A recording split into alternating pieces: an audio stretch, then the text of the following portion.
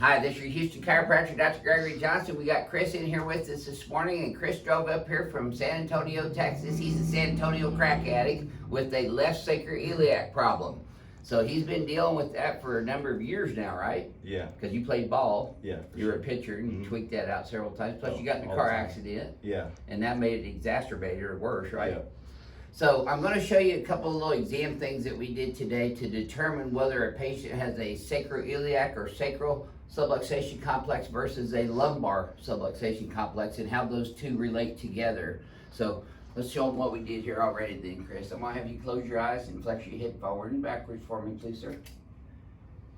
And then back to neutral. See, he's got a little forward head posture and he's turned left and he's translated to the right a little bit. So he's definitely a side sleeper. He's got some translation to the right in his pelvis. He's got less room over here than he does over here. So that creates a biomechanical distortion down in the thoracolumbar and lumbosacral spine region. So I'm going to have him lay on his stomach here again. We've already done his history and exam. Was that thorough, by the way, Chris? Oh yeah, it was good. Good. So the first thing we always do is check the leg length. And you can see his left leg is 3/4 of an inch shorter than his right leg in this prone position. Now when I bring his legs up, and this is an interesting finding too, it gets longer by 3/4, about a half an inch longer on the left. So it went from being short 3/4 of an inch down here in the prone position to being longer by half an inch and whenever I flex his legs up. What that indicates, that's a positive Deerfield test in Thompson technique. And that's how we evaluate if a person's got SI joint involvement. Now the other thing I test is called a sacrodeviation test, and that's where I apply some straight superior to inferior and just downward stress, pressure on the sacrum. I'm gonna have you lock that right leg straight and lift that right leg up. And you see how high that one comes up, relax that one. Now that tightened up a little bit in his low back. Do this one now. Now see, he has difficulty raising this left one up as high. So that indicates he has a left sacrodeviation subluxation complex in his sacroiliac and sacrum area here. And the sacrum is posterior left, meaning it has rotated this way. So it's sticking out more here on this left side too. And when I palpated his left SI joint, that was more tender than it was on the right side. Now that affects the lumbar spine, usually because the muscles are hypertonic trying to compensate and hold them together, right? So it tightens up these lumbar spine muscles. It pulls the lumbar spine this way, so it kind of flattens out the lumbar spine and the patient loses the lumbar lordosis. And he's got tenderness upon palpation of his lumbar transverse processes and the spinous processes all the way up and down the lumbar spine. Those are tender, huh? Yeah. So then I palpate his thoracic spine. He's got anterior dishing in the mid-thoracic spine down around T7. It's right at the base of the scapula. That's how we know it's T7. I can count them down too. I just know that I've been doing it a long time. He's got some rib subluxations in here. You got tight shoulders all the time. Neck's out on the right here at C5, C6. Right there at C3, C4. And a little bit here on the left on C3. So I'm going to start off adjusting his left sacrum with this drop table. This is a Thompson BioPhysics adjustment. So I'm going to contact his left sacrum with my pisiform. I'm going to do a straight superior to inferior and P to A adjustment. There we go. On that. And then I move out to his left SI joint. And I get a lateral and superior to inferior drive here, which separates this SI joint from the sacrum a little bit. And then it reseats back into its proper biomechanical alignment. So we're going to adjust his right SI now. And I'm going to adjust the center of his sacrum, straight superior to inferior as well. Then we're going to come straight P to A on L5. These will probably be the most tender, Chris. Right there, L4, L3, L2, all the way up into L1. Do you feel that move? Good deal. Then I do his lower thoracics here, mid thoracics, upper thoracics. Yes, sir. A little deeper in person, huh, Chris? Yep.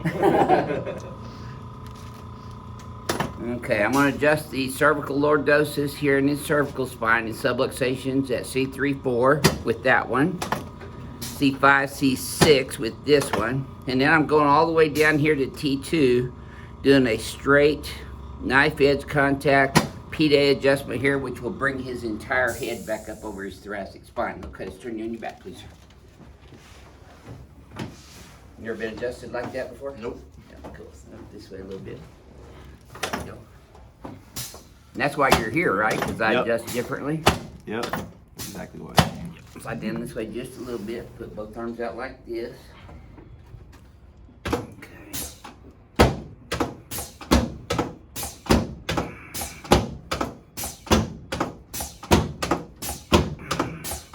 That's it. Okay. You relax your hands on your tummy. Don't get up yet. Sorry. Check out your leg. Oh yeah. You're in Houston now. You can't get out here without me pulling your leg and shooting you. Let go. There we go. You should have felt that from your knee all the way up into that pelvis. Yep. Okay, let me have this one here too.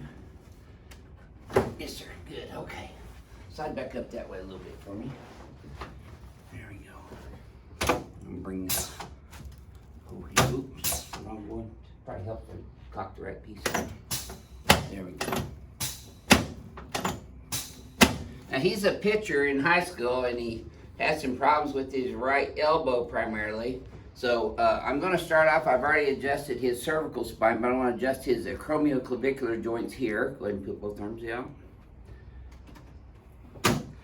And I contact the acromion process, which articulates with the clavicle. I adjust that straight lateral on the x-axis on both sides simultaneously. So we're creating a kind of a separation of those joints. Now I'm going to adjust his clavicle where it attaches to the sternum. Both sides. Anterior ribs where they attach to the sternum. Again, straight lateral. There. Yep. Okay, now you put those guys there. Let's set you up now. Face that way. You okay? Yeah, I'm great. Okay, good. There we go. Okay, there it is.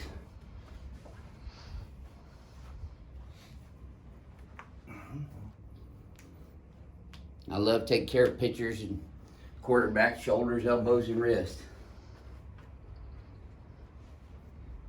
There we go. Yes, sir. I've got your wrist on those two. Okay, let's come over on this table next. All right, Chris, your first ring dinger. I'm gonna have your butt right there. Head up this way for me, please, sir. I'm gonna slide down on this. There you go. Perfect. Good job. You have been watching. And just let your legs relax. The table will lift them up.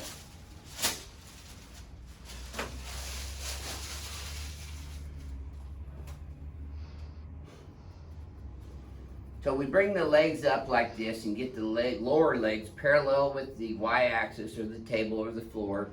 This relaxes the lumbar muscles and flattens the lumbar spine out so that when I do the decompression adjustment on the y-axis, it's not as resistant to get all the way down to L5, which is the last vertebrae in the spine before it meets the pelvis at the sacrum.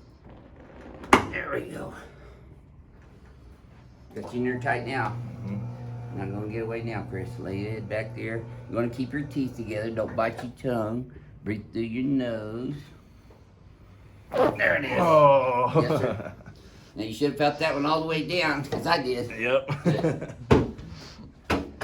And looky there, you're still kicking. Good for you. Yes, sir. Yeah.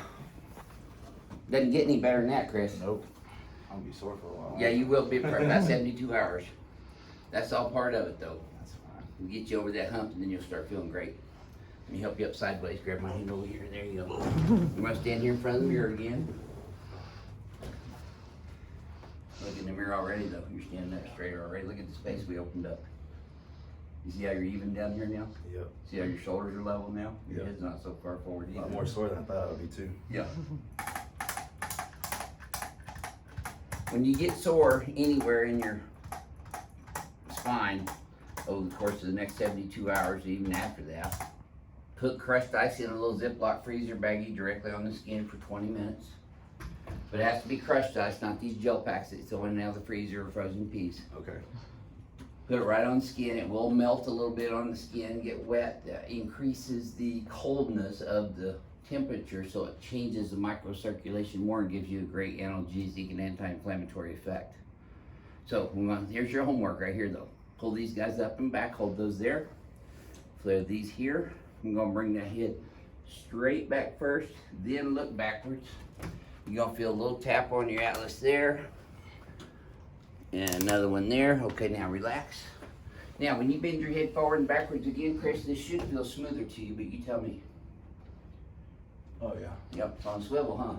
Take a look at here now. You lined up like a military guy.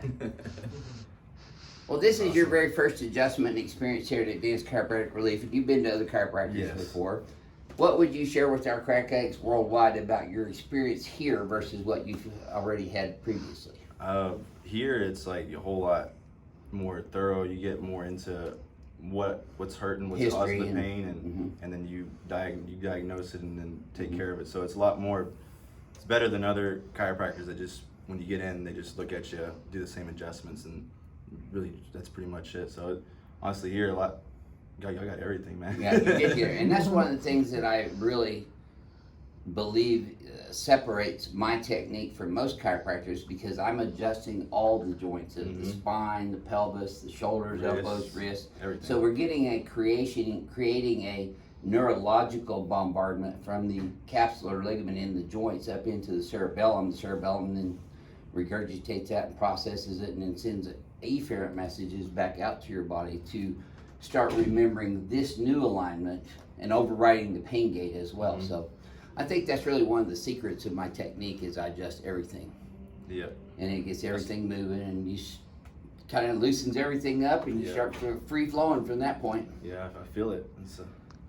Oh yeah. So Chris got his first ring dinger today, so you are now the newest official member of Team Ring Dinger. So welcome to the team, Chris. Going right up on the fridge. There you go. Cool. Oh, you're not gonna put that on your card next to your Trump sign?